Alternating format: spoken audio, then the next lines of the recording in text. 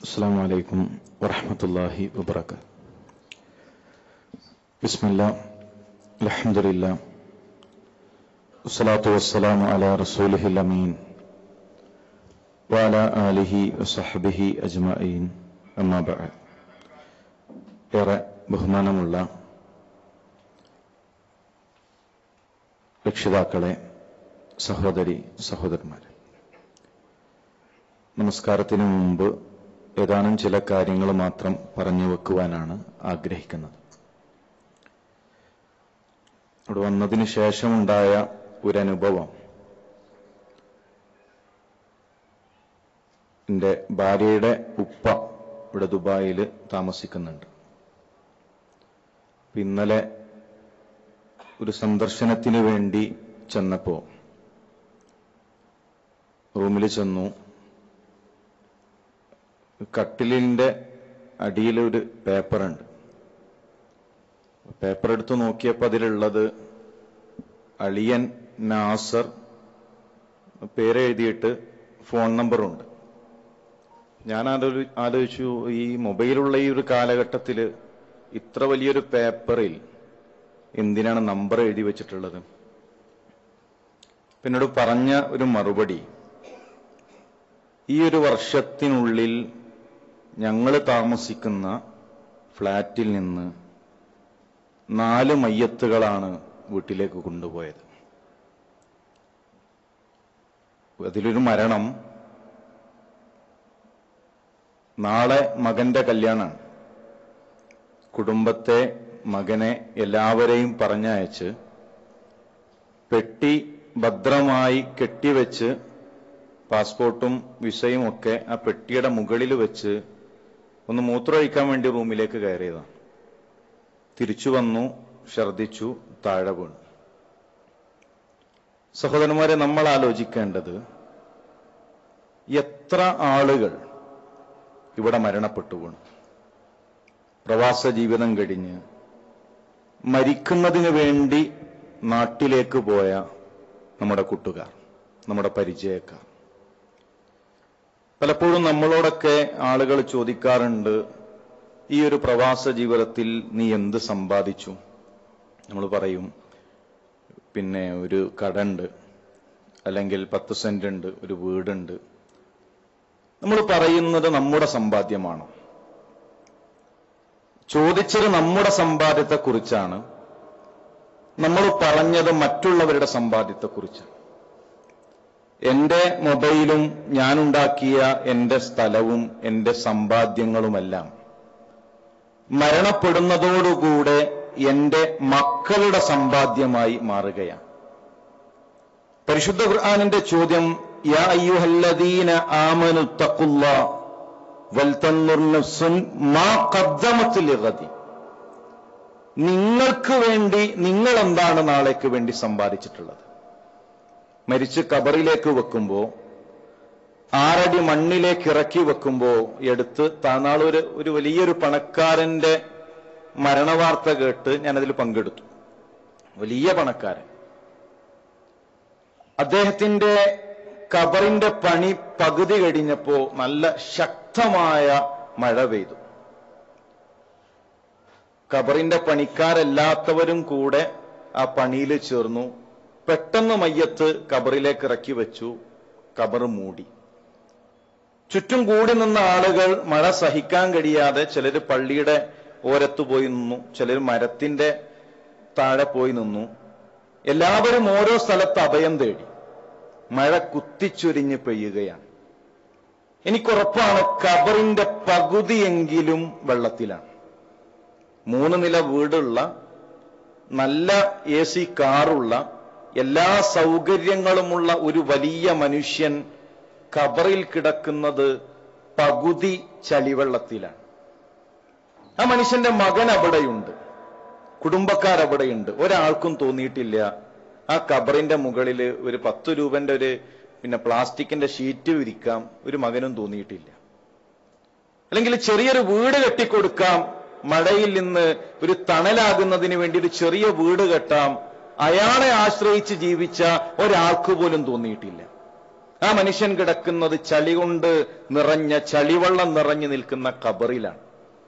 പരിശുദ്ധ ഖുർആനിന്റെ ചോദ്യം, ആ ജീവിതത്തിന് വേണ്ടി നിങ്ങൾ എന്താണ് ഒരുക്കി വെച്ചിട്ടുള്ളത്, എന്താണ് നിങ്ങളുടെ സമ്പാദ്യം എന്നതാണ്.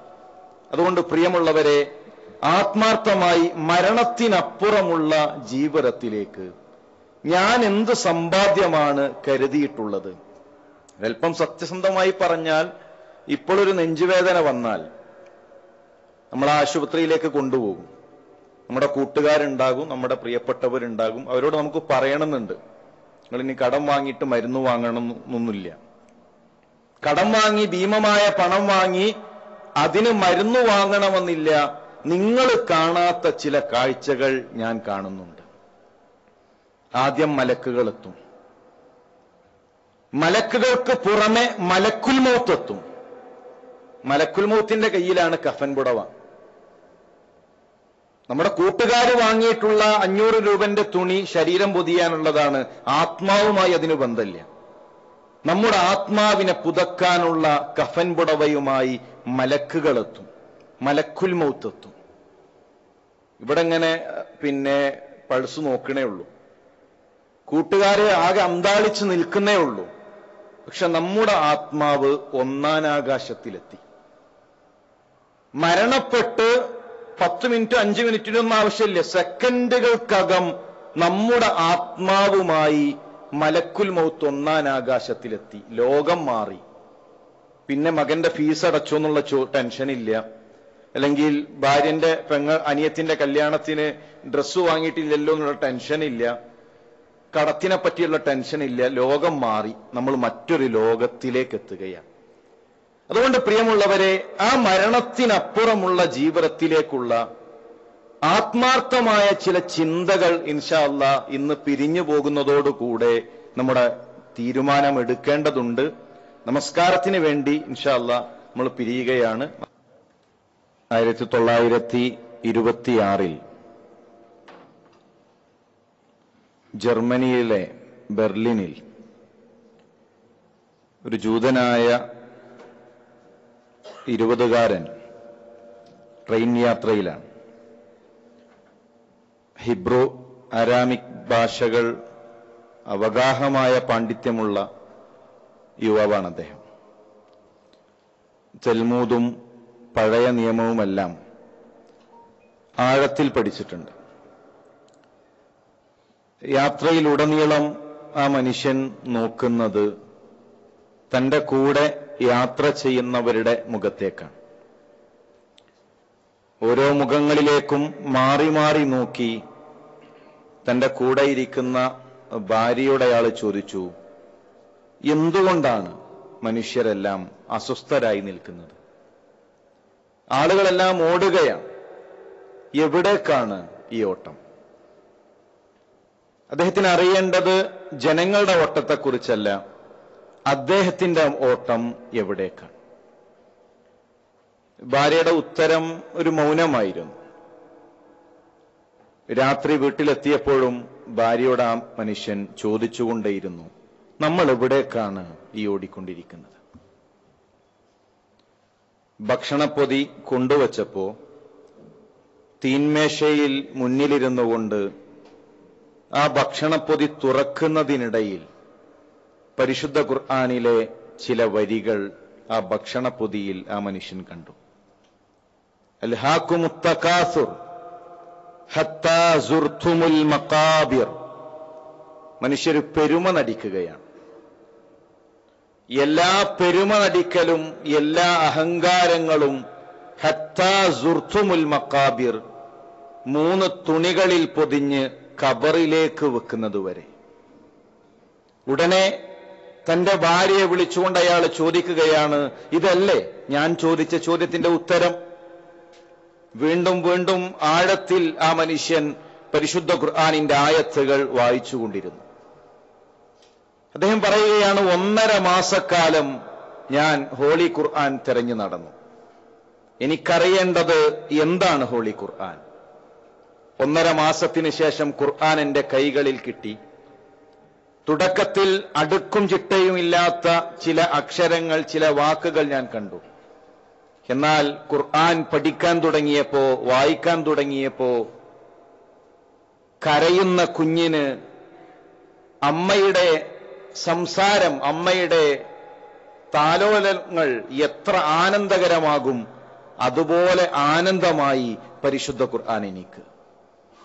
കാരണം ഖുർആനിൽ എനിക്ക് കാണാൻ കഴിഞ്ഞത് ഞാൻ എങ്ങനെ നടക്കണം, ഞാൻ എങ്ങനെ ഇരിക്കണം, ഞാൻ എന്തു ചെയ്യണമെന്ന് എന്റെ റബ്ബ് എന്നോട് പറയുന്നതായിരുന്നു. ആ മനുഷ്യനാണ് പിന്നീട് മുഹമ്മദുൽ അസദായി മാറിയത്. 40-ലധികം ഇസ്ലാമിക ഗ്രന്ഥങ്ങൾ രചിച്ച, ബുഖാരിയുടെ തർജുമ ഇംഗ്ലീഷിലേക്ക് വിവർത്തനം നടത്തിയ, റോഡ് ടു മക്ക, മക്കയിലേക്കുള്ള പാത എന്ന വിശ്വവിഖ്യാതമായ ഗ്രന്ഥം രചിച്ച മുഹമ്മദുൽ അസദ്, അദ്ദേഹം ഒരു ജൂതനായിരുന്നു. ഞാൻ പറഞ്ഞു വരുന്നത്, ചിന്തിക്കുന്ന മനസ്സുകൾക്ക് പ്രകൃതിയുടെ മതമായ ഇസ്ലാമിനെ കണ്ടെത്താൻ കഴിയും, പടച്ച റബ്ബിനെ കണ്ടെത്താൻ സാധിക്കും.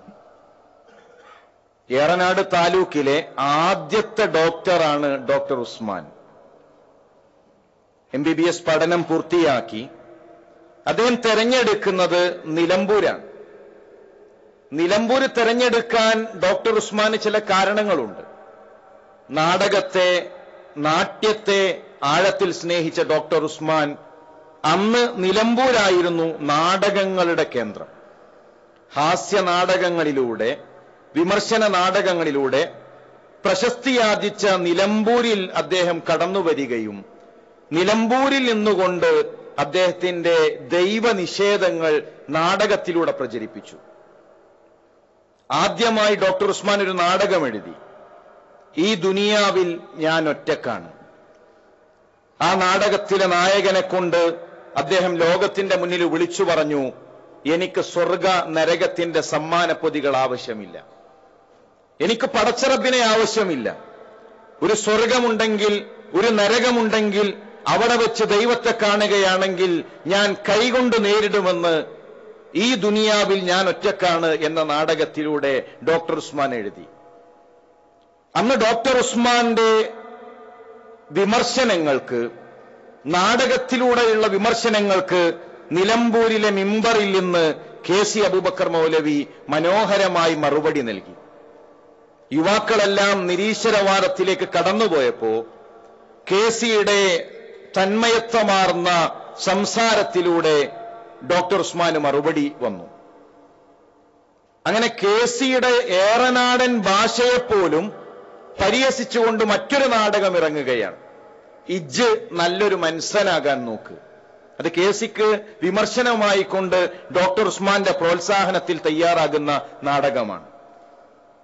അങ്ങനെ ഇസ്ലാമിനെ വിമർശിച്ചുകൊണ്ടിരിക്കുമ്പോൾ, ദൈവമില്ല എന്ന് പറഞ്ഞുകൊണ്ടിരിക്കുന്ന സമയത്താണ് ചോലനായിക്കൻ വിഭാഗത്തിലെ നിലമ്പൂർ കാടുകളിൽ കഴിയുന്ന, ലോകത്തിലെ തന്നെ വളരെ വിരളമായ ആദിവാസി വിഭാഗമാണ്, അതിലെ ഒരു മൂപ്പൻ ഒരു രോഗം ബാധിച്ച് ഡോക്ടർ ഉസ്മാന്റെ മുന്നിലേക്ക് എത്തുന്നത്. ചികിത്സ കഴിഞ്ഞു. ആ മനുഷ്യൻ തന്റെ ട്രൗസറിൽ കൈ ഇട്ട് തപ്പി നോക്കുമ്പോ വരുന്ന വഴികളിൽ എവിടെയോ തന്റെ കയ്യിലെ നാണയത്തുട്ടുകൾ തെറിച്ചുപോയിട്ടുണ്ട്. അയാൾ ഡോക്ടർ ഉസ്മാനോട് പറഞ്ഞു, എന്റെ കയ്യിൽ തരാൻ പൈസ ഒന്നുമില്ല, കയ്യിൽ തരാൻ പൈസ ഒന്നുമില്ല. ഡോക്ടർ ഉസ്മാൻ പറഞ്ഞു, ശരി, നിങ്ങൾ നൽകണ്ട, നിങ്ങൾ തിരിച്ചുപോയിക്കോളി. അതെങ്ങനെ ശരിയാകും? നിങ്ങളൊരു നന്മ എനിക്ക് നൽകിയാൽ തിരിച്ചു ഞാനൊരു നന്മ ചെയ്യണം, അല്ല എങ്കിൽ എങ്ങനെ ശരിയാകും?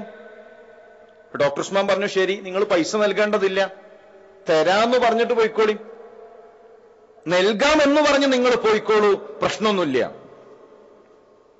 മണിക്കൂറുകൾ യാത്ര ചെയ്ത് നിലമ്പൂർ കാട്ടിലെ പാറക്കുള്ളിൽ വന്ന് എന്റെ വീട്ടിന്റെ മുന്നിൽ വന്നിട്ട് 2 രൂപ നിങ്ങൾ ചോദിക്കൂലെന്ന് എനിക്കറിയാം.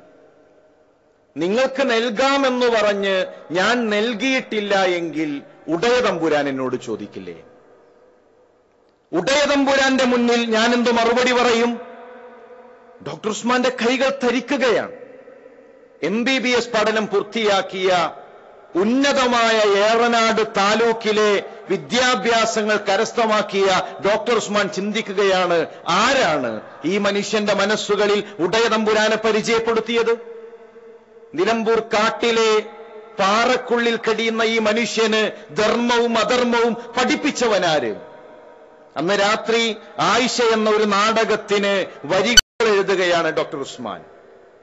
ആയിഷയുടെ ഇതിവൃത്തം, ഒരു അമുസ്ലിമായ മനുഷ്യൻ ആയിഷ എന്ന ഒരു പെൺകുട്ടിയെ സ്നേഹിക്കുന്നു. ഒടുവിൽ ആയിഷ ആത്മഹത്യ ചെയ്യുകയാണ്. ആയിഷ ആത്മഹത്യ ചെയ്തു എന്ന് ഡോക്ടർ ഉസ്മാൻ എഴുതി വെച്ചു. അദ്ദേഹത്തിന്റെ മനസ്സിലേക്കൊരു ചിന്ത വന്നു. ആത്മഹത്യ ചെയ്ത ആയിഷ പിന്നീട് എവിടേക്ക് പോയി? ആയിഷയുടെ ലോകം പിന്നെ എന്താണ്? മരണത്തിനപ്പുറം ആയിഷ എവിടെ? ഡോക്ടർ ഉസ്മാൻ അറിയേണ്ടത് ആയിഷ എവിടെ എന്നല്ല, ഞാൻ മരിച്ചാൽ മരണത്തിനപ്പുറം ഞാൻ എവിടെ? ആ നാടകത്തിന്റെ ചുവട്ടിൽ ഒരു വരി അദ്ദേഹം എഴുതി വെച്ചു, മരണത്തിന് ശേഷം എന്തോ ഉണ്ട്. രാത്രി നടക്കുകയാണ്. കേസിയുടെ വീട്ടിൽ ചെന്നു. ഒരുപാട് ചോദിച്ച് ആർത്തി അടങ്ങാതെ തിരിച്ച് തിരൂർക്കാട് ഉമർ മൗലവിയുടെ വീട്ടിലേക്ക് ചെന്നു.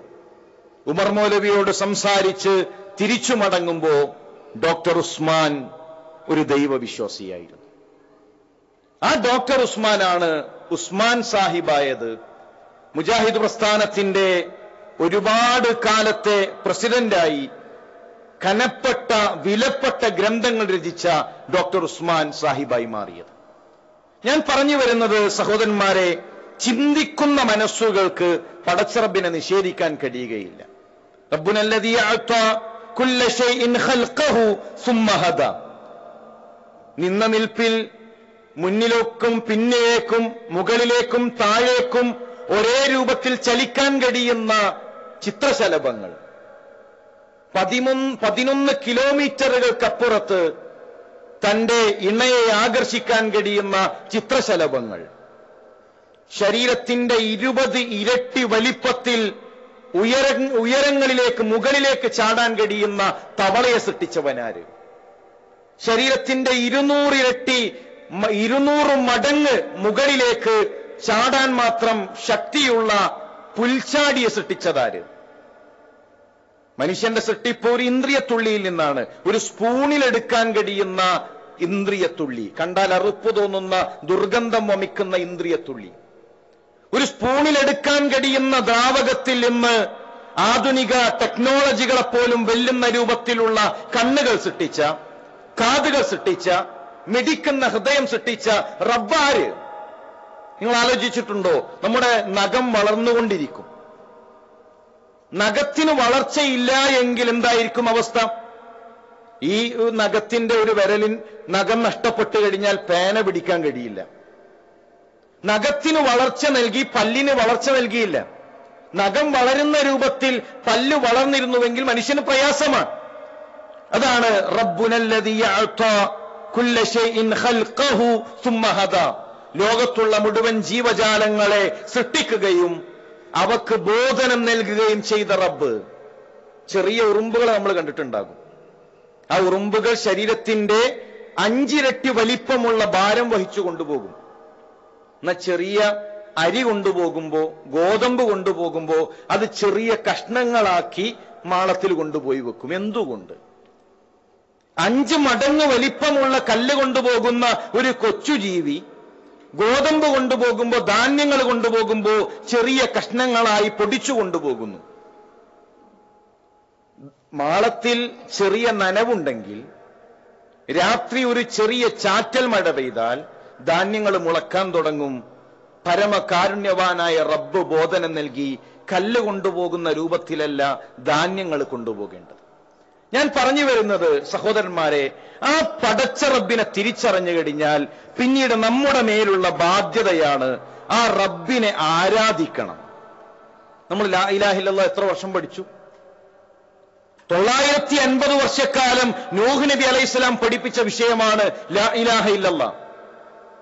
പരിശുദ്ധ ഖുർആനിന്റെ 1/3 അല്ലാഹു തആല സംസാരിച്ച വിഷയമാണ് ലാ ഇലാഹ ഇല്ലല്ലാഹ്. 23 വർഷക്കാലം പ്രവാചകൻ സല്ലല്ലാഹു അലൈഹി വസല്ലം തങ്ങൾ പ്രബോധനം നടത്തിയ വിഷയമാണ് ലാ ഇലാഹ ഇല്ലല്ലാഹ്. നമ്മൾ ലാ ഇലാഹ ഇല്ലല്ലാഹ് പഠിച്ചതോ ഒരു ഖുതുബ, 2 മണിക്കൂർ, ഒരു പുസ്തകം. അതാണ് ലാ ഇലാഹ ഇല്ലല്ലാഹയിൽ നമ്മുടെ വിജ്ഞാനം. 950 വർഷം നൂഹ് നബി പഠിപ്പിച്ചൊരു വിഷയം ഒരു ഖുതുബയിൽ തീരൂലല്ലോ. അപ്പൊ സഹോദരന്മാരെ, എന്താണ് അള്ളാഹുവിനെ ആരാധിക്കുക എന്ന് പറഞ്ഞാൽ? ലോകത്ത് വന്ന ഒരു പ്രവാചകനും പടച്ചോനുണ്ട് എന്ന് സമർത്ഥിക്കാൻ വേണ്ടിയിട്ട് സമയം ചെലവാക്കേണ്ടി വന്നിട്ടില്ല. അള്ളാഹു ഉണ്ട് എന്ന് സമർത്ഥിക്കാൻ മാത്രം അതിന് സമയം ചിലവഴിക്കേണ്ട ആവശ്യം പ്രവാചകൻ സല്ലല്ലാഹു അലൈഹി വസല്ലം തങ്ങൾക്ക് വന്നിട്ടില്ല. നിങ്ങൾ ആലോചിച്ചിട്ടുണ്ടോ? പ്രവാചകൻ സല്ലല്ലാഹു അലൈഹി വസല്ലം തങ്ങൾ മക്കയിൽ വരുന്ന സമയത്ത് മക്കയിലെ മുശ്രിക്കീങ്ങൾക്ക് അറിയാം അള്ളാഹു ഉണ്ട് എന്ന്. അബ്രഹത്ത് യമനിൽ നിന്ന് കഅബ വിളിക്കാൻ വേണ്ടി വരാൻ. കഅബ വിളിക്കാൻ വേണ്ടി മക്കയിലെത്തിയപ്പോ അബ്ദുൽ മുത്തലിബ് വന്നിട്ടുണ്ട്. അബ്ദുൽ മുത്തലിബ് അറിയാം, മക്കക്കാരൻ നേതാവ്. അബ്രഹത്ത് പറഞ്ഞു കടന്നു വരാൻ പറഞ്ഞു. നേരെ ചെന്നിട്ട് അബ്ദുൽ മുത്തലിബിന്റെ ചോദ്യം, അബ്രഹത്തെ, എന്റെ ഒട്ടകങ്ങളെ എനിക്ക് തരൂ, നിങ്ങൾ പിടിച്ചു വെച്ച എന്റെ ഒട്ടകങ്ങളെ എനിക്ക് നൽകുമോ? അബ്രഹത്തിന്റെ വിചാരം എന്താണെന്നറിയോ? അബ്ദുൽ മുത്തലിബ് 2 കൈകളും കൂപ്പി നിന്നിട്ട് പിന്നെ കഅബ പൊളിക്കല്ലേ എന്ന് കാലില് വീണ് ചോദിക്കുന്നുള്ള പ്രതീക്ഷയിലാണ് നിൽക്കുന്നത്. വന്നിട്ടുള്ള ചോദ്യം, എന്റെ ഒട്ടകങ്ങളെ എനിക്ക് നൽകുമോ? അബ്രഹത്തിന്റെ ചോദ്യം, അല്ല അബ്ദുൽ മുത്തലിബ്, കഅബ പൊളിക്കാൻ നേരത്ത് നിങ്ങൾക്ക് വലുത് നിങ്ങളുടെ ഒട്ടകങ്ങളാണോ? എന്താ അബ്ദുൽ മുത്തലിബിന്റെ മറുപടി? അന റബ്ബുൽ ഇബിൽ, ഒട്ടകത്തിന്റെ യജമാനൻ ഞാനാണ്. വലിൽ ബൈത്തി റബ്ബുൻ, ഈ കഅബക്കൊരു റബ്ബുണ്ട്, ഈ കഅബക്കൊരു റബ്ബുണ്ട്, അവൻ ഈ കഅബയെ സംരക്ഷിക്കും. ഈ മനുഷ്യന് വഹിയുണ്ടോ? നേരെ ചെല്ലുകയാണ് മക്കക്കാരുടെ ഇടയിലേക്ക്. അവിടെയുള്ള ആളുകളെ വിളിച്ചു കൂട്ടിയിട്ട് പറയുകയാണ്, ഇതാ എല്ലാവരും ഉടനെ മലമുകളിൽ കയറിയിരിക്കണം, കഅബ പൊളിക്കാൻ പോവാണ്, അള്ളാഹുവിന്റെ ശിക്ഷ ഇറങ്ങും. 2 പേരല്ലാത്ത മുഴുവൻ ആളുകളും മലമുകളിൽ കയറി നിന്നു. ഏത് റബ്ബിനെയാണ് അബ്ദുൽ മുത്തലിബ് വിശ്വസിച്ചത്? പ്രവാചകൻ സല്ലല്ലാഹു അലൈഹി വസല്ലം തങ്ങളുടെ ഉപ്പയുടെ പേര് അബ്ദുള്ള എന്നാണ്. മോൻ വന്നിട്ടല്ലല്ലോ ഉപ്പാക്ക് പേരിട്ടത്. അപ്പൊ അതിനു മുമ്പേ അബ്ദുൽ മുത്തലിബിന് അറിയാം അള്ളാഹു ഉണ്ട്. മകന് പേരിട്ടു അബ്ദുള്ള. മക്കത്തെ മുശ്രിക്കീങ്ങൾ ഹജ്ജ് ചെയ്തിട്ടുണ്ട്. ഹജ്ജിന്റെ സമയത്ത് അവര് തൽബിയത്ത് ചൊല്ലിയിട്ടുണ്ട്. ലബ്ബൈക് അല്ലാഹുമ്മ ലബ്ബൈക് ലബ്ബൈക ലാ ശരീക ലക ലബ്ബൈക്. പ്രവാചകൻ സല്ലല്ലാഹു അലൈഹി വസല്ലം തങ്ങൾ അവരുടെ പിറകെ നടന്നുകൊണ്ട് പറഞ്ഞു, നിങ്ങൾ നിർത്തണം, ഇതുവരെ പറഞ്ഞത് ശരിയാണ്. ഇനി നമ്മൾ ആലോചിക്കേണ്ട ഒരു വിഷയം, പ്രവാചകൻ സല്ലല്ലാഹു, ഈ വിഷയം ഒന്ന് അല്പം ശ്രദ്ധയോടുകൂടെ നമ്മൾ കേൾക്കണം. 40ാമത്തെ വയസ്സിൽ പ്രവാചകൻ സല്ലല്ലാഹു അലൈഹി വസല്ലം തങ്ങൾ പറഞ്ഞു, നിങ്ങൾ അള്ളാനെ മാത്രം ആരാധിക്കണം. സ്വഹാബത്ത് മുഴുവൻ 1-ാം തീയതി മുതൽ ആരാധന അള്ളാഹുവിന് മാത്രമാക്കി. മക്കത്തെ മുശ്രിക്ക് പറഞ്ഞു, ഞങ്ങൾ റെഡിയല്ല. 1-ാം തീയതി മുതൽ അള്ളാഹുവിന് മാത്രം കൊടുക്കാമെന്ന് പറഞ്ഞ ആരാധന ഏതാണ്? നിസ്കരിക്കണം എന്നാണ്. 40ാമത്തെ വയസ്സിൽ പ്രവാചകൻ സല്ലല്ലാഹു അലൈഹി വസല്ലം തങ്ങൾ എല്ലാവരും നിസ്കരിച്ചോളെന്നാ പറഞ്ഞത്. നബുവത്തിന്റെ 11-ാം വർഷത്തിലാണ് ബാങ്ക് മുഴങ്ങുന്നത്. അതുവരെ ബാങ്കില്ല, ഇഖാമത്തില്ല, നമസ്കാരം നിർബന്ധമാക്കിയിട്ടില്ല. ഒരു നിസ്കാരമുണ്ട്, പക്ഷേ നമ്മൾ പറയുന്ന രൂപത്തിലുള്ള 5 വക്ത് നമസ്കാരം നിർബന്ധാക്കിയിട്ടില്ല. അപ്പൊ നമസ്കാരത്തിന്റെ വിഷയത്തിലല്ല മക്കത്തെ മുശ്രിക്ക് മാറി നിന്നത്. ഇനി നോമ്പാണോ വിഷയം? പ്രവാചകൻ സല്ലല്ലാഹു അലൈഹി വസല്ലം തങ്ങൾ നോമ്പ് നോറ്റോളൂ എന്ന് പറഞ്ഞപ്പോഴാണോ പ്രശ്നം തുടങ്ങിയത്? അല്ലല്ലോ. നോമ്പ് മദീനയിലാണ്, ഹിജറ 2-ലാണ് നോമ്പ് ആരംഭിക്കുന്നത്. സക്കാത്ത് കൊടുത്തോളൂ എന്ന് പറഞ്ഞപ്പോഴാണോ വിഷയം? ഹജ്ജാണോ വിഷയം? ഇതൊന്നും അല്ലല്ലോ. എന്നാ 40ാമത്തെ വയസ്സിൽ പ്രവാചകൻ പറഞ്ഞു, അള്ളാഹുവിനെ മാത്രം ആരാധിക്കണം. എന്താ ആരാധിക്കണം എന്ന് പറഞ്ഞാൽ എല്ലാരും ഇങ്ങനെ മിണ്ടാതിരുന്നോളിയും, പിന്നെ ഒന്നും സംസാരിക്കാൻ പാടില്ല, അതാണോ ആരാധന? 40ാമത്തെ വയസ്സിൽ പ്രവാചകൻ സല്ലല്ലാഹു അലൈഹി വസല്ലം തങ്ങൾ അള്ളാഹുവിന് മാത്രം കൊടുക്കണം എന്ന് പറഞ്ഞ വിഷയം അദ്ദുആഉ ഹുവൽ ഇബാദ, പ്രാർത്ഥന. പ്രാർത്ഥന, നിങ്ങൾ കൈകൾ നീട്ടേണ്ടത്, നിങ്ങൾ കരഞ്ഞു പ്രാർത്ഥിക്കേണ്ടത്, നിങ്ങൾ സുജൂദ് ചെയ്യേണ്ടത്, നിങ്ങളുടെ പ്രശ്നങ്ങൾ ഇരക്കേണ്ടത്, കുഞ്ഞിന് രോഗം വന്നാൽ കുഞ്ഞിന്റെ രോഗത്തിന്റെ ശമനത്തിന് വേണ്ടി തേടേണ്ടത് അള്ളാഹുവിനോട് മാത്രം. സ്വഹാബത്ത് 1-ാം തീയതി മുതൽ പറഞ്ഞു, അള്ളാഹുവിന്റെ റസൂലേ, ഞങ്ങൾ ഞങ്ങളുടെ ഇബാദത്ത് അള്ളാഹുവിന് മാത്രമാക്കി. പിന്നെ സ്വഹാബത്തിന്റെ പ്രാർത്ഥന, റബ്ബന അല്ലാഹുമ്മ റബ്ബി, ഇതല്ലാത്തൊരു പ്രാർത്ഥന പിന്നെ വന്നിട്ടില്ല. മക്കത്തെ മുശ്രിക്ക് എന്ത് പറഞ്ഞു? മാ നഅബുദുഹും ഇല്ലാ ലിയുഖർരിബൂന ഇലല്ലാഹി സുൽഫ. ഞങ്ങൾക്ക് ഇബ്രാഹിം നബി വേണം, ഞങ്ങൾക്ക് ഇസ്മായിൽ നബി വേണം. അവര് റബ്ബാണെന്നൊന്നും വിശ്വസിക്കുന്നില്ല, അള്ളാഹുവിലേക്ക് അടുപ്പിക്കുന്നതിന് വേണ്ടിയിട്ടാണ്. സഹോദരന്മാർ, ഈ ഒരു തർക്കത്തിന്റെ പേരിലാണ് ബദർ നടന്നത്. ഈ ഒരു വിഷയത്തിന്റെ പേരിലാണ് ഉഹദ് നടന്നത്. ലാ ഇലാഹ ഇല്ലല്ലാഹ്ക്ക് 2 റുക്നുണ്ട്. നമ്മൾ നിസ്കാരത്തിന്റെ റുക്ന് പഠിച്ചു, എല്ലതും പഠിച്ചു. ലാ ഇലാഹ ഇല്ലല്ലാഹ്ന്റെ റുക്ന് പഠിച്ചിട്ടില്ല. ഒന്ന് നഫിയാണ്. നഫി എന്ന് പറഞ്ഞാൽ നിഷേധിക്കണം. ലാ ഇലാഹ, ഒരു ആരാധ്യനുമില്ല. എനിക്ക് വിളിച്ചു പ്രാർത്ഥിക്കാൻ, എനിക്ക് സഹായം തേടാൻ, എനിക്ക് തലകുനിക്കാൻ, എന്റെ പ്രശ്നങ്ങൾ ഇറക്കി വെക്കാൻ ഒരു ജാറമോ ഒരു മക്ബറയോ ഒരു പുണ്യപുഷ്പങ്ങളോ ഒരു ഏലസോ ഒരു ജാറമോ ഒന്നും തന്നെ ഇല്ല. മുഴുവൻ ആരാധ്യന്മാരെയും ഹൃദയത്തിൽ നിന്ന് എടുത്തു മാറ്റണം. എന്റെ ഇസ്ബാത്ത് ഇല്ലല്ലാഹ്, അല്ലാഹു മാത്രം, അല്ലാഹുവിനെ മാത്രം ഹൃദയത്തിൽ സ്ഥാപിക്കാൻ കഴിയണം. എനിക്ക് പ്രശ്നം വന്നാൽ എന്റെ റബ്ബ് മതി എന്ന് പറയാൻ കഴിയണം. ഒരു സഹോദരൻ അദ്ദേഹത്തിന്റെ ഒരു അനുഭവം പറഞ്ഞു. ഭാര്യ പ്രസവിച്ചപ്പോ കുഞ്ഞിന് അപസ്മാര രോഗം, ശരീരം നീല നിറമാകാൻ തുടങ്ങിയപ്പോ ഭാര്യയുടെ ഉമ്മ വന്നിട്ട് പറഞ്ഞു, മോന് വിശ്വസിക്കണമെന്നില്ല, ഇത് തങ്ങൾ കൊണ്ടുവന്ന വെള്ളാണ്, മോന് വിശ്വസിക്കണമെന്നില്ല, ഇത് കുടിച്ചാൽ എന്റെ കുട്ടിന്റെ രോഗം മാറും, ഈ വെള്ളം കുടിച്ചാൽ എന്റെ കുട്ടിന്റെ രോഗം മാറും, മോന് വിശ്വസിക്കണമെന്നില്ല. ആ സമയത്ത് ആ സുഹൃത്ത് പറഞ്ഞൊരു മറുപടി ഉണ്ട്, ഉമ്മ, എന്റെ റബ്ബിന്റെ തീരുമാനത്തെ ഈ വെള്ളം കൊണ്ട് മാറ്റുവാൻ കഴിയുമെന്ന് ഞാൻ വിശ്വസിച്ചാൽ, ഈ ചരട് കൊണ്ട് മാറ്റാൻ കഴിയുമെന്ന് ഞാൻ വിശ്വസിച്ചാൽ, ഉമ്മ, ഞാൻ നരകത്തിലാണ്. ഇത് കുടിക്കാതെ എന്റെ കുട്ടി എന്റെ മുന്നിൽ മരണപ്പെട്ടു വീണാലോ, ഉമ്മ, എന്റെ മകൻ സ്വർഗത്തിലാണ്. സഹോദരന്മാരെ, ഏതു പ്രയാസത്തിലും ഏതു പ്രതിസന്ധികളിലും പടച്ച റബ്ബ് നമ്മുടെ കൂടെയുണ്ട് എന്ന ബോധ്യം നമുക്ക് വേണം. മൂസാ നബി അലൈഹി ഇസ്ലാമിന്റെ ഉമ്മയോട് പടച്ചോൻ പറഞ്ഞൊരു വാക്കുണ്ട്, കുട്ടിനെ പുഴയിലേക്ക് ഒഴുക്കണം. വലാ തഖാഫി വലാ തഹ്സനി, ദുഃഖിക്കണ്ടട്ടോ, ദുഃഖിക്കണ്ട ഉമ്മ, പ്രയാസപ്പെടേണ്ട ഉമ്മ, നദിയിലേക്കൊരു ചോര പൈതലിനെ ഒഴുക്കണം നിങ്ങൾ. ഇന്നാ റാദൂഹു ഇലൈക്, ഞാൻ തിരിച്ചു നൽകാം. നിങ്ങൾ ആലോചിച്ചിട്ടുണ്ടോ പടച്ചോന്റെ വാഗ്ദാനം എന്താ? ആ ചോര പൈതലിനെ ഞാൻ തിരിച്ചു നൽകും. ഉമ്മ പേടിക്കേണ്ടതില്ല. ഒരു പെട്ടിയിലാക്കിയിട്ട് ആ ഉമ്മ ഒഴുക്കാൻ, മോണ കാട്ടി ചിരിക്കുന്ന, കാലിട്ടടിക്കുന്ന ഒരു ചോര പൈതലിനെ നദിയിലൊഴുക്കി. അള്ളാഹുവിന്റെ നടപടി എന്താ? ഏതൊരു ഫിർഔനിനെ പേടിച്ചുകൊണ്ടാണോ നദിയിലേക്ക് ഒഴുക്കിയത്, അതേ ഫിർഔനിന്റെ കൈകളിൽ അല്ലാഹു തആല കുട്ടിനെ കൊടുത്തു.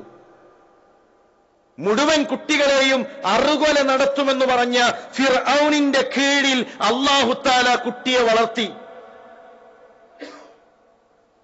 എല്ലാ സ്ത്രീകളും വന്നു, ഒരു ഉമ്മയുടെ പാലും കുടിക്കണില്ല.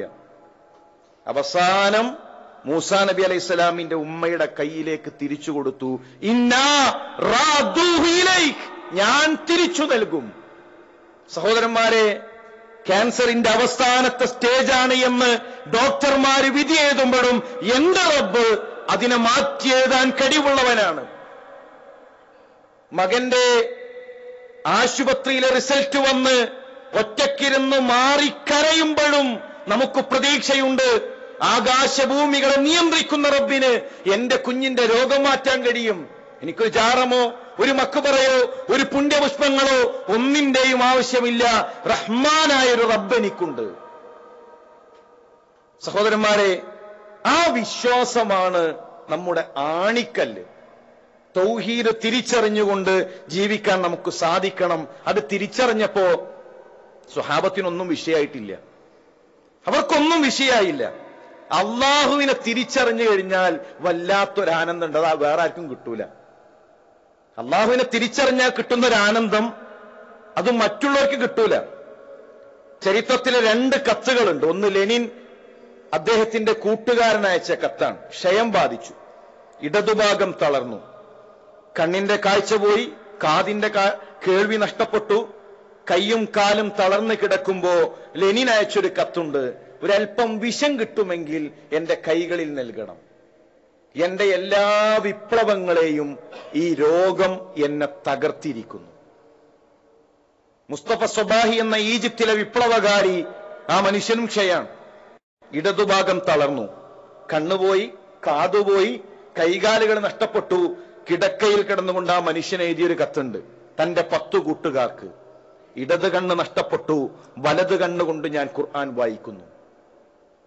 എന്റെ ഇടത് കൈ തളർന്നു കിടക്കുകയാണ്, വലത് കൈകൾ കൊണ്ട് ഞാൻ ആകാശങ്ങളിലേക്ക് കൈകൾ ഉയർത്തുന്നു. കിടന്ന കിടക്കയിൽ നിന്ന് 10-ലധികം ഗ്രന്ഥങ്ങൾ ഞാൻ രചിച്ചു. ഞാൻ എന്റെ റബ്ബിനെ സ്തുതിച്ചുകൊണ്ടിരിക്കുകയാണ്. ഇത് തൗഹീദുള്ളവർക്ക് കിട്ടുന്ന ഒരു ആനന്ദമാണ്. നിങ്ങൾ ആലോചിച്ചിട്ടുണ്ടോ? ഒരു മനുഷ്യന് ദുനിയാവിൽ സന്തോഷിക്കാൻ ചില കാര്യങ്ങളൊക്കെ ഉണ്ടാവുമല്ലോ. അതിലെന്താണ് പ്രവാചകൻ സല്ലല്ലാഹു അലൈഹി വസല്ലം നിങ്ങൾക്ക് കിട്ടിയത്? സാന്ത്വനമാകാൻ ഒരു ഉപ്പ, അള്ളാഹുവിന്റെ റസൂൽ സല്ലല്ലാഹു അലൈഹി വസല്ലം നിങ്ങൾക്ക് ഉണ്ടായിട്ടുണ്ടോ? ഒരു ആന കളിക്കാൻ, ഒരു ചുംബനം കൊടുക്കാൻ, ലാളിക്കാൻ ഒരു ഉപ്പ പ്രവാചകൻ സല്ലല്ലാഹു അലൈഹി വസല്ലം നിങ്ങളുടെ ജീവിതത്തിലുണ്ടോ? തന്റെ കുഞ്ഞിക്കാലുകൾ പിച്ച വെച്ച് നടക്കുമ്പോ കൈപിടിച്ച് കൂടെ നടക്കാൻ, കഥകൾ പറയാൻ, സങ്കടങ്ങളിൽ സന്താപങ്ങളിൽ കൂടെ നിൽക്കാൻ ഒരു ഉമ്മ എത്ര കാലം ഉണ്ടായിരുന്നു? നമുക്ക് താങ്ങും തണലുമാണ് ജ്യേഷ്ഠനും അനുജനും. അങ്ങനെ ഒരു ജ്യേഷ്ഠൻ, ഒരു അനുജൻ, കൂടെ കളിക്കാൻ ഒരു പെങ്ങൾ, ഒരു ആൺകുട്ടി, എന്തെങ്കിലും ദുനിയാവിൽ സന്തോഷിക്കേണ്ട, ആനന്ദിക്കേണ്ട എന്നു വകയാണ് പ്രവാചകന്റെ ജീവിതത്തിലുള്ളത്. എന്നാൽ ലോകത്തൊരു മനുഷ്യനും പ്രവാചകൻ സല്ലല്ലാഹു അലൈഹി വസല്ലം തങ്ങൾ ഉറങ്ങിയ രൂപത്തിൽ സന്തോഷത്തോടുകൂടെ ഉറങ്ങാൻ കഴിഞ്ഞിട്ടില്ല. അത് ഈ വിശ്വാസത്തിന്റെ, ലാ ഇലാഹ ഇല്ലല്ലാഹയുടെ മഹത്വമാണ്, ഈ ആദർശത്തിന്റെ മഹത്വമാണ്. സഹോദരന്മാരെ, ഞാൻ സൂചിപ്പിച്ചു വരുന്നത്, തിരിച്ചറിഞ്ഞപ്പോ നമ്മുടെ മുൻഗാമികൾ മാറി. അവർക്കൊന്നും പ്രശ്നമായില്ല. ഞാൻ അവസാനിപ്പിക്കുകയാണ്. അവർക്കൊന്നും പ്രശ്നമായിട്ടില്ല. എല്ലാം അള്ളാഹുവിന്റെ ദീനിനു വേണ്ടി അവർ മാറ്റിവെച്ചു. പ്രവാചകൻ സല്ലല്ലാഹു അലൈഹി വസല്ലം തങ്ങൾ പറയാണ്, നിങ്ങൾ അബുസീനിയയിലേക്ക് പോകണം. അബുസീനിയ അറബി ഭാഷ അറിയാത്ത നാടാണെന്ന്. അറബി ഭാഷ എന്താണെന്ന് അറിയാത്ത ഒരു നാട്ടിലേക്ക്, നമുക്കറിയാം, പ്രവാസികൾക്കറിയാം നാട്ടിൽ നിന്ന് പകുത്തു മാറ്റുന്നതിന്റെ വേദന. സ്വഹാബത്തിൽ ഒറ്റ ചോദ്യമുള്ളൂ, നബിയെ, ഈ നാടും വീടും വിട്ട് ഞങ്ങൾ അബുസീനിയയിലേക്കാണ് പോകേണ്ടത്, ഞങ്ങൾ ഇനി അബുസീനിയയിലേക്ക് പോകണം നബിയെ. ഞങ്ങൾ പോകാം. അവർ അബുസീനിയയിലേക്ക് പോയി, തിരിച്ചു വന്നു. മദീനയിലേക്ക് പോകണം നിങ്ങൾ നബിയെ. ഇനി മദീനയിലേക്കാണോ? ഇനി ഈ നാട് വിട്ട്, ഞങ്ങളുടെ കൂട്ടുകാരെ വിട്ട് ഇനി ഞങ്ങൾ മദീനയിലേക്ക് പോകണം നബിയെ. ഞങ്ങൾ പോകാം. അവർ മദീനയിലേക്ക് പോയി. ഉഹുദ് യുദ്ധം കഴിഞ്ഞു വരുന്ന ചരിത്രത്തിൽ ഒരു രംഗമുണ്ട്.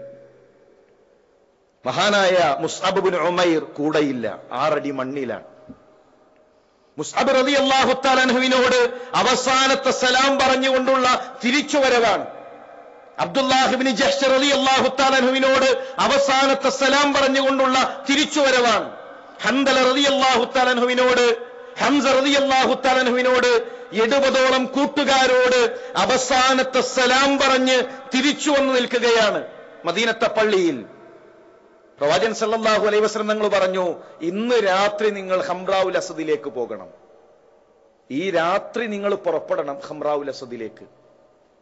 സഹാബത്ത് ഇങ്ങനെ ചോദിച്ചു, നബിയെ, ഈ അറ്റു തൂങ്ങുന്ന കൈകളുമായി, കൈയറ്റു തൂങ്ങുന്നവരുണ്ട് കൂട്ടത്തിൽ, കാലറ്റു തൂങ്ങുന്നവരുണ്ട്. നബിയെ, അറ്റു തൂങ്ങുന്ന കൈകളുമായി ഈ രാത്രി ഞങ്ങൾ പോകണോ? അറ്റു തൂങ്ങുന്ന കാലുകളുമായി ഈ രാത്രി ഞങ്ങൾ പോകണോ? പോകണമെന്ന് പറഞ്ഞപ്പോ ഒരു കാലില്ലാത്തവൻ കൂട്ടുകാരന്റെ ചുമലിൽ കൈവച്ച് അവർ യാത്ര തിരിച്ചു. 140 സ്വഹാബാക്കൾ ഹംറാഉൽ അസദിലെത്തി. അവര് ജീവിതം അള്ളാഹുവിന്റെ ദീനിനു വേണ്ടി നൽകി. സഹോദരന്മാരെ, ഞാൻ അവസാനിപ്പിക്കുകയാണ്. ഒരു വിത്ത് അതൊരു കോൺക്രീറ്റിന്റെ മുകളിൽ വെച്ചാൽ കുറച്ചു കഴിഞ്ഞാൽ കറുത്ത കുത്തു വീഴും, നശിച്ചു പോകും, പ്രത്യേകിച്ച് ഒന്നും കിട്ടാനില്ല. അത് മണ്ണിലേക്ക് എറിഞ്ഞാലോ ഒരു വലിയ പടുവൃക്ഷമായി മാറും. ആയിരക്കണക്കിന് പടുവൃക്ഷങ്ങൾ ഉണ്ടാകണമെങ്കിൽ മണ്ണിലേക്ക് ഇറങ്ങണം. നമ്മുടെ കച്ചവടം, നമ്മുടെ ഭാര്യയും മക്കളും കുടുംബവും ആ ഒരു ഇട്ടാവട്ടത്തിൽ ഒതുങ്ങിക്കൂടിയാൽ അതോടുകൂടെ കഴിഞ്ഞു. നമ്മൾ മണ്ണിലേക്ക് ഇറങ്ങിയാൽ, സമൂഹത്തിലേക്ക് ഇറങ്ങിയാൽ ആയിരക്കണക്കിന് പടുവൃക്ഷങ്ങൾ ഉണ്ടാകും. അബൂ ഹുറൈറ റളിയല്ലാഹു തന്നെ അറിയാത്ത ആരും ഈ കൂട്ടത്തിൽ ഉണ്ടാകൂല. അദ്ദേഹത്തിന് ഇസ്ലാം എത്തിച്ചു കൊടുത്തൊരു മനുഷ്യനുണ്ട്. വലിയ പ്രഭാഷകനല്ല, വലിയ എഴുത്തുകാരനല്ല, ഒരു സാധാരണ മനുഷ്യൻ, തുഫൈൽ ഗോത്രക്കാരനായ ഒരു സ്വഹാബി. അള്ളാഹുവിന്റെ റസൂൽ സല്ലല്ലാഹു അലൈഹി വസല്ലം ഞങ്ങൾ സരസിൽ വന്നിട്ട് ചോദിച്ചു, നബിയെ, ഞാൻ ഇസ്ലാം സ്വീകരിച്ചു, ജനങ്ങൾക്ക് പറഞ്ഞു കൊടുക്കട്ടെ. നേരെ ചെന്നു, ഇസ്ലാമിക പ്രബോധനം നടത്തി 30 പേര് ഇസ്ലാം സ്വീകരിച്ചു. അതിലൊന്നാമത്തെ മനുഷ്യൻ അബൂ ഹുറൈറ റളിയല്ലാഹു തആല അൻഹു. 5300-ലധികം ഹദീസുകൾ നമുക്ക് പറഞ്ഞു തന്ന അബൂ ഹുറൈറ. ഇന്ന് അദ്ദേഹത്തിന്റെ ഒരു ഹദീസ് ഞാൻ ഇവിടെ പറഞ്ഞാൽ, ഒരു സ്വലാത്ത് ചൊല്ലിയാൽ അതിന്റെ പ്രതിഫലം ബഖീയിൽ മരണപ്പെട്ട് കിടക്കുന്ന അബൂ ഹുറൈറ റളിയല്ലാഹു തന്റെ ഖബറിൽ കിട്ടും. അദ്ദേഹത്തിന് ഇസ്ലാം എത്തിച്ചു കൊടുത്ത സാധാരണക്കാരനായ ദൗസ് ഗോത്രക്കാരനായ സ്വഹാബിയുടെ ഖബറിലേക്ക് എത്തും. അബൂ ഹുറൈറയിൽ നിന്ന് ദീനു പഠിച്ചു ഹസനുൽ ബസ്രി, അദ്ദേഹത്തിൽ നിന്ന് ദീനു പഠിച്ചു ഇമാം അബൂ ഹനീഫ, അവിടെ നിന്ന് ഇങ്ങോട്ട് ഇമാം മാലിക്, അഹ്മദ് ബിൻ ഹംബൽ, ഇമാം ഷാഫിഈ, ഇവരുടെ എല്ലാം പ്രതിഫലം ചെന്നെത്തുന്നത് ബഖീയിലെ അബൂ ഹുറൈറയുടെ ഖബറിലേക്കാണെങ്കിൽ, അദ്ദേഹത്തിന് ഇസ്ലാം എത്തിച്ചു കൊടുത്ത ഒരു സാധാരണക്കാരനായ മനുഷ്യന്റെ ഖബറിലേക്ക് ഈ പണ്ഡിതന്മാരുടെ പ്രതിഫലങ്ങൾ എത്തുന്നു. ഇതാണ് നഷ്ടമില്ലാത്ത കച്ചവടം. നമ്മൾ പണം മാറ്റി വെക്കേണ്ടത് ഇതിനു വേണ്ടിയിട്ടാണ്. സഹോദരന്മാരെ, ദാറുൽ അർക്കം ഒരുപാട് വിദ്യാർത്ഥികൾ നമുക്കറിയാം, അവർ പഠിക്കുന്നത് ഖുർആനാണ്. ഉപ്പാന്ന് വിളിക്കുന്നതിന് മുമ്പ് ഉപ്പയെ നഷ്ടപ്പെട്ട ഒരു കുട്ടി, അവന് 4-ാമത്തെ വയസ്സിൽ രാത്രി പേടിച്ച് ഉമ്മയെ തട്ടി വിളിക്കാൻ വേണ്ടി റൂമിലേക്ക് വന്നപ്പോ കാണുന്നത് മരിച്ചു കിടക്കുന്ന ഉമ്മാനെയാണ്. പിന്നെ 10 വയസ്സുവരെ, 10ാം ക്ലാസ് വരെ ആരൊക്കെയോ പഠിപ്പിച്ചു. ഇപ്പോ എന്റെ വീട് ദാറുൽ അർക്കമാണ്. അവൻ പഠിക്കുന്നത് ഖുർആനാണ്. അവൻ പഠിക്കുന്നത് പ്രവാചകൻ സല്ലല്ലാഹു അലൈഹി വസല്ലം തങ്ങളുടെ ഹദീസുകളാണ്. ഒരു സഹോദരൻ 2 മക്കളെ കയ്യിൽ പിടിച്ചിട്ട് സ്ഥാപനത്തിൽ വന്ന് ചേർത്തിട്ട് പറഞ്ഞു, 2 മക്കളും ഹാഫിദീങ്ങളായി കാണണം. ആ തിരിച്ചുപോക്കിലാണ് അപകടത്തിൽപ്പെട്ട് ഉപ്പ മരണപ്പെട്ടു. മക്കൾ ഒരു ആയത്ത് പഠിച്ചതുപോലും ആ മനുഷ്യൻ അറിഞ്ഞിട്ടില്ല. 2ാമത്തെ കുട്ടി ഇന്ന് ഹാഫിലായി, 2ാമത്തെ ചെറിയ കുട്ടി ഹാഫിലായി, മൂത്ത മകൻ 25-ലധികം ഹിഫുലാക്കി കഴിഞ്ഞു. അല്ലാഹു തആല നാളെ പരലോകത്ത് വമ്പിച്ച പ്രതിഫലം നൽകി ആ സഹോദരന് അനുഗ്രഹങ്ങൾ ചൊരിയുമാറാകട്ടെ.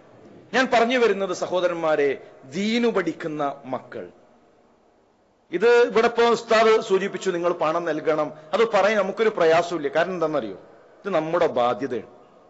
മുസ്ലിം ഉമ്മത്തിൽ ഉസൂലുൽ ഫിഖ് പഠിക്കുന്ന ഒരു വിഭാഗമില്ല എങ്കിൽ, ഉസൂലുൽ ഹദീസ് പഠിക്കുന്ന ഒരു വിഭാഗമില്ല എങ്കിൽ, ഇൽമുൽ ഫറായിദ് പഠിക്കുന്ന ഒരു വിഭാഗമില്ല എങ്കിൽ, അള്ളാഹുവിന്റെ കോടതിയിൽ മുഴുവൻ ആളുകളും കുറ്റക്കാരാണ്. എല്ലാവരും മറുപടി പറയേണ്ടി വരും. എത്ര ആളുകളുണ്ട് ഉസൂൽ ഫിഖ് പഠിക്കാൻ വേണ്ടി മാറിയിരിക്കുന്നത്? എത്ര ആളുകളുണ്ട് ഉസൂൽ ഹദീസ് പഠിക്കാൻ വേണ്ടി മാറിയിരിക്കുന്നത്? അവിടെ രാത്രി 11 മണിക്കും രാത്രി 12 മണിക്കും ഉറക്കമൊഴിച്ചുകൊണ്ട് നമ്മുടെ കുട്ടികൾ ദീനു പഠിക്കുന്നുവെങ്കിൽ, ആയിരക്കണക്കിന് ആളുകൾ ശിർക്കിന്റെ കേന്ദ്രങ്ങളിൽ നിന്നിറങ്ങി പരിശുദ്ധ ഖുർആനിലെ മുഴുവൻ ആയത്തുകൾ കൊണ്ടും യാ ശൈഖ് യാ മുഹിയുദ്ദീൻ എന്ന് വിളിക്കാൻ ഞങ്ങൾ തെളിവ് ധരിക്കുമെന്ന് പറയുമ്പോ തൗഹീദിന്റെ നാവായി 10ഉം 20ഉം 30ഉം കുട്ടികളാണുള്ളത്. അവര് കിടക്കുന്നത് വലിയ സൗകര്യങ്ങളിലൊന്നല്ല. ആ മക്കൾ നല്ല സൗകര്യം ഉണ്ടാകണം, അവര് പഠിക്കണം. അവരെ കൊണ്ട്, അവര് നമ്മുടെ മക്കളാണ്. നമ്മുടെ പ്രാർത്ഥനകളിൽ അവർക്ക് സമയം കണ്ടെത്തണം. നമ്മൾ അവർക്ക് വേണ്ടി ആത്മാർത്ഥമായി നമുക്കെന്താണോ ചെയ്യാൻ കഴിയുക. നമുക്കൊരുപാട് നഷ്ടങ്ങളുടെ കഥകൾ പറയാനുണ്ട്, ഒരുപാട് നഷ്ടങ്ങൾ. നമ്മൾ പഠിക്കാൻ ആഗ്രഹിച്ചവരാണ്, നമുക്ക് കഴിഞ്ഞിട്ടില്ല. നമ്മുടെ സമൂഹത്തിൽ ഒരു ഇമാം ഷാഫി റഹ്മത്തുള്ളാഹി ഉണ്ടാകണം. നമ്മുടെ കേരളത്തിൽ ഒരു ഇമാം അഹ്മദ് ബിൻ ഹംബൽ ഉണ്ടാകണം. നമ്മുടെ കേരളത്തിൽ ഒരു ഉസൈമീൻ റഹ്മത്തുള്ളാഹി ഉണ്ടാകണം. നമ്മുടെ കേരളത്തിൽ ഒരു ഇബ്നു കസീർ ഉണ്ടാകണം. ഇസ്ലാമിക ലോകത്തിലെ തലയെടുപ്പുള്ള പണ്ഡിതന്മാർ നമ്മുടെ നാട്ടിൽ ഉണ്ടാകണം. അവർ വിജ്ഞാന ഗോപുരങ്ങളായി മാറണം. ഇബ്നു അബ്ബാസ് റളിയല്ലാഹു തന്റെ സദസ്സിൽ ഒരു ദിവസം ദീനു പഠിക്കാൻ 10,000-ലധികം ആളുകൾ ഉണ്ടാവുന്നതാണ്. ഒരു ദിവസം ദീനു പഠിക്കാൻ 10,000-ലധികം ആളുകൾ. അങ്ങനെയുള്ള വിജ്ഞാന പടുക്കൾ കഴിഞ്ഞുപോയി. ഞാൻ സൂചിപ്പിച്ചു വരുന്നത്, ഞാൻ അവസാനിപ്പിക്കുകയാണ്, നമ്മളാൽ കഴിയുന്നൊരു സഹായം. അള്ളാഹുവിന്റെ മാർഗത്തിൽ സമ്പത്ത് ചോദിച്ചപ്പോ സുഹൈബ് റൂമിയുടെ ചരിത്രം നമുക്കറിയാലോ. സുഹൈബ് റൂമി റോമക്കാരനൊന്നുമല്ല, മക്കക്കാരനാണ്. ചെറുപ്പത്തിൽ റോമിലേക്ക് തട്ടിക്കൊണ്ടുപോയി, പിന്നെ വീണ്ടും മക്കയിലേക്ക് എത്തി. ഒന്നുമില്ലായിരുന്നു കയ്യില്. അധ്വാനിച്ചു വലിയ സമ്പത്ത് നേടി മദീനയിലേക്ക് പോകാനുള്ള അടങ്ങാത്ത ആഗ്രഹം. അള്ളാഹുവിന്റെ റസൂൽ സല്ലല്ലാഹു അലൈഹി വസല്ലം തങ്ങളുടെ കൂടെ ഇരിക്കാൻ, പ്രവാചകനെ കാണാൻ അടങ്ങാത്ത ആഗ്രഹം. 40 പേരെ കാവൽ നിർത്തി മക്കയിലെ മുശ്രിക്ക്. നാടുവിട്ടു പോകുന്ന സമയത്ത് 40 ശത്രുക്കൾ വളഞ്ഞപ്പോ സുഹൈബ് റൂമിയുടെ ചോദ്യം, നിങ്ങൾക്ക് വേണ്ടത് സുഹൈബിനെയാണോ? അള്ളാഹുവിന്റെ റസൂൽ സല്ലല്ലാഹു അലൈഹി വസല്ലം തങ്ങളെ കാണാൻ, പ്രവാചകന്റെ കൂടെ ഇരിക്കാൻ അടങ്ങാത്ത ആഗ്രഹവുമായി പോകുന്ന എന്നെയാണോ നിങ്ങൾക്ക് വേണ്ടത്? ആവനായിലെ ഒരു അമ്പ് പോലും ഞാൻ ബാക്കിയാക്കില്ല, മുഴുവൻ ആളുകളുടെ തല ഞാൻ എടുക്കും. സമ്പത്താണോ വേണ്ടത്? സുഹൈബിന്റെ സമ്പത്താണോ വേണ്ടത്? ചെല്ലു മക്കയിലേക്ക്, ഇന്ന കൂരകൾക്ക് കീഴെ എന്റെ ദിർഹമും ദീനാറും ഭദ്രമാണ്, ഒരു സമ്പത്ത് പോലും എനിക്ക് വേണ്ട, എനിക്ക് എന്റെ റസൂലിനെ കാണണം. പോകുന്ന നേരത്ത് ഒട്ടകത്തിന്റെ കയറ് പിടിച്ചിട്ട് ഒരാൾ പറഞ്ഞു, സുഹൈബെ, സഅലൂക്കാനടാ നീ, ചില്ലിക്കാശിന് ഗതിയില്ലാത്തവനാണ് നീ, ഒട്ടകത്ത് നൽകിയിട്ട് പോ. ഒട്ടകത്തെയും നൽകി കാൽനടയായി തിരിച്ചു പോവുകയാണ്. സഹോദരന്മാരെ, സമ്പത്ത് നമുക്കുണ്ട്, നമ്മൾ ചിരിക്കാൻ, നമ്മൾ ആഹ്ലാദിക്കാൻ, ആനന്ദിക്കുകയാണ്. ചിരിപ്പിക്കുന്ന റബ്ബിന് നമ്മളെ കരയിപ്പിക്കാൻ അറിയും. ഒരു സഹോദരൻ പറഞ്ഞൊരു അനുഭവം കൂടെ സൂചിപ്പിച്ച് ഞാൻ അവസാനിപ്പിക്കാം. മെഡിക്കൽ കോളേജിൽ ചെന്നപ്പോ 6 മാസം പ്രായമുള്ള ഒരു കുട്ടിനെ കണ്ടു. ആ കുട്ടിന്റെ പ്രത്യേകത, പ്രസവത്തിന് ശേഷം ഒരു തുള്ളി പാല് പോലും കൊടുക്കാൻ ഉമ്മാക്ക് കഴിഞ്ഞിട്ടില്ല. വയറിന്റെ 2 ഭാഗത്ത് 2 കുഴലുണ്ട്. ആ കുഴലിലൂടെ മരുന്ന് കൊടുക്കാൻ. കുട്ടിക്ക് ഭക്ഷണം കൊടുത്തു കഴിഞ്ഞാൽ ആ ഉമ്മ 6 മാസം പ്രായമുള്ള പൈതലിനെ അവിടെയുള്ള ആരുടെയെങ്കിലും കയ്യിൽ കൊടുത്തിട്ട് ഉമ്മ മെഡിക്കൽ കോളേജിന്റെ ടോയ്ലറ്റിലേക്ക് നടന്നു പോകും. നടന്നു പോണത് എന്തിനാണെന്നറിയോ? അള്ളാഹു നമ്മുടെ ശരീരത്തിൽ വെച്ചൊരു പ്രക്രിയ ഉണ്ട്. പ്രസവിച്ചു കഴിഞ്ഞാൽ പാല് വരും. ആ പാല് കുഞ്ഞിന്റെ വായിലേക്ക് ഒഴിച്ചു കൊടുക്കേണ്ടതാണ്. പക്ഷെ അള്ളാഹുവിന്റെ പരീക്ഷണമാണ്, പാല് കൊടുക്കാൻ പാടില്ല. അത് വീർത്തു വരുമ്പോ, പാല് നിറഞ്ഞു കവിയുമ്പോ വേദന സഹിക്കാൻ കഴിയാതെ ആ ഉമ്മ നടന്നു പോകാൻ. മൂത്രമൊഴിക്കുന്ന, മലമൂത്ര വിസർജനം നടത്തുന്ന ടോയ്ലറ്റിൽ ചെന്ന് അത് ഒഴിച്ചു വരുമ്പോ ആ ഉമ്മയുടെ മനസ്സത്ര പിടച്ചിട്ടുണ്ടാകും. ഇതാണ് ജീവിതം, പരീക്ഷണമാണ്. റബ്ബിന് കഴിയും ഈ പ്രവാസ ജീവിതത്തിനിടയിൽ ഒരു തളർച്ച, ഒരു പരീക്ഷണം മക്കൾക്ക്, നമുക്ക് ആർക്കും സംഭവിക്കാം.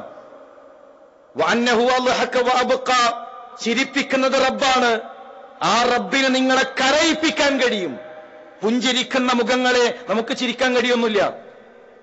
നിങ്ങൾക്ക് തോന്നുന്നുണ്ടോ നമുക്ക് സ്വന്തമായി ചിരിക്കാൻ കഴിയുന്നു? ചിരിക്കാൻ കഴിയൂല. ചിരിക്കണമെങ്കിൽ റബ്ബ് തീരുമാനിക്കണം.